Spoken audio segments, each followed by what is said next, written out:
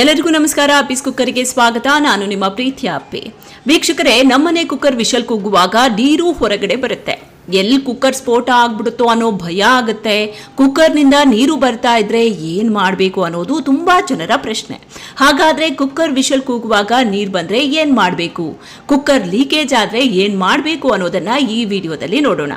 ಕುಕ್ಕರ್ನಲ್ಲಿ ಅಡುಗೆ ಬೇಗ ಆಗುತ್ತೆ ಅನ್ನೋದೇನೋ ನಿಜ, ಆದ್ರೆ ಪ್ರತಿ ಬಾರಿಯೂ ಕುಕ್ಕರ್ ವಿಷಲ್ ಕೂಗುವಾಗ ನೀರೆಲ್ಲ ಹೊರಗಡೆ ಬಂದು ಸ್ಟವ್ ಸುತ್ತಮುತ್ತ ಕೊಳಕಾಗಿ ಕಾಣುತ್ತೆ. ನೀರೆಲ್ಲ ಹೊರಗಡೆ ಬಂದ್ರೆ ಆಹಾರ ಕೂಡ ಸರಿಯಾಗಿ ಬೇಯೋದಿಲ್ಲ.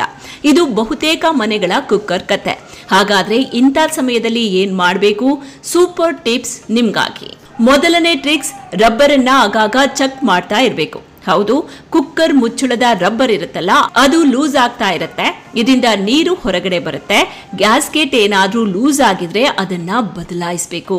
ಅದೇ ರೀತಿಯಾಗಿ ಅಡುಗೆ ಆದ ನಂತರ ರಬ್ಬರ್ ಅನ್ನ ತಣ್ಣೀರಲ್ಲಿ ಹಾಕಿಡಬೇಕು.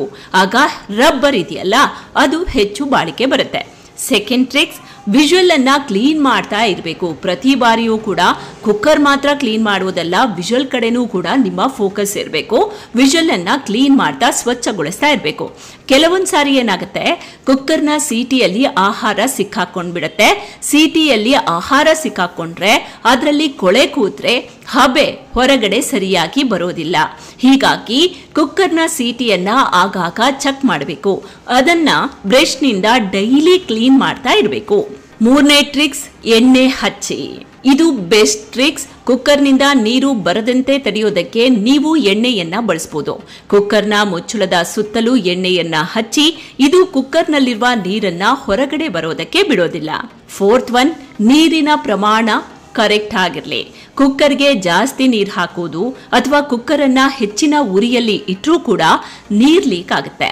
ಆದ್ರಿಂದ ಕುಕ್ಕರ್ನಲ್ಲಿ ಆಹಾರವನ್ನ ಬೇಯಿಸುವಾಗ ನೀರಿನ ಪ್ರಮಾಣ ಸರಿಯಾಗಿರಬೇಕು.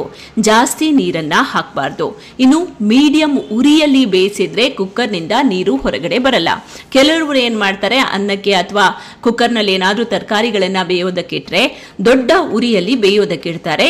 ಈ ತಪ್ಪನ್ನ ಮಾಡೋದಕ್ಕೆ ಹೋಗ್ಬೇಡಿ. ಮೀಡಿಯಂ ಉರಿಯಲ್ಲಿ ಬೇಯಿಸಿದ್ರೆ ಕುಕ್ಕರ್ನಿಂದ ನೀರು ಲೀಕೇಜ್ ಆಗೋದಿಲ್ಲ. ಐದನೇ ಟ್ರಿಕ್ಸ್, ವಿನೆಗರ್. ಕುಕ್ಕರ್ನಿಂದ ಹೊರಗಡೆ ಬರುವ ನೀರಿಗೂ ವಿನೆಗರ್ಗೂ ಏನ್ ಸಂಬಂಧ ಅಂತ ನೀವು ಯೋಚನೆ ಮಾಡ್ತಾ ಇದ್ದೀರಾ?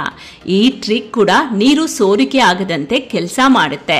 ಕುಕ್ಕರ್ನ ರಬ್ಬರ್ ಇರುತ್ತಲ್ಲ, ರಬ್ಬರ್ ಮುಚ್ಚಳ ಇರುತ್ತಲ್ಲ, ಅದನ್ನ ವಿನೆಗರ್ ನೀರಿನಲ್ಲಿ ಇಡಿ. ಅರ್ಧ ಗಂಟೆಯ ನಂತರ ಕುಕ್ಕರ್ನಲ್ಲಿ ಬಳಸಿ.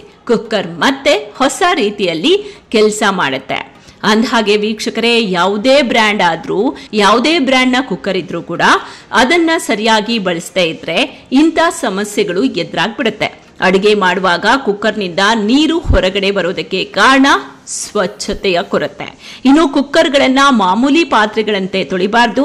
ಕುಕ್ಕರ್ ಕ್ಲೀನಿಂಗ್ ಮಾಡುವಾಗ ಕೆಲವೊಂದು, ಅಂದ್ರೆ ನನ್ನ ಮೇಲೆ ಹೇಳಿದ ಟ್ರಿಕ್ಸ್ ಗಳನ್ನ ಫಾಲೋ ಮಾಡಲೇಬೇಕು. ಆಗ ಈ ರೀತಿ ಸಮಸ್ಯೆ ಯಾವತ್ತೂ ಕೂಡ ಬರೋದಿಲ್ಲ.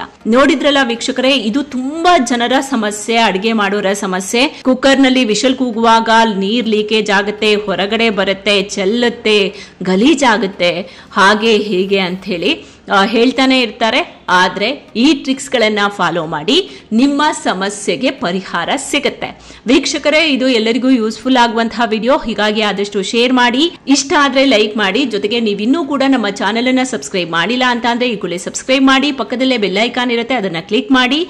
ಮತ್ತೊಂದು ಹೊಸ ಇಂಟ್ರೆಸ್ಟಿಂಗ್ ಯೂಸ್ಫುಲ್ ವಿಡಿಯೋ ಜೊತೆಗೆ ಆದಷ್ಟು ಬೇಗ ನಿಮ್ಮ ಮುಂದೆ ಮತ್ತೆ ಹಾಜರಾಗ್ತೀನಿ. ಸಪೋರ್ಟ್ ಮಾಡೋದನ್ನ ಮರಿಬೇಡಿ. ನಮಸ್ಕಾರ.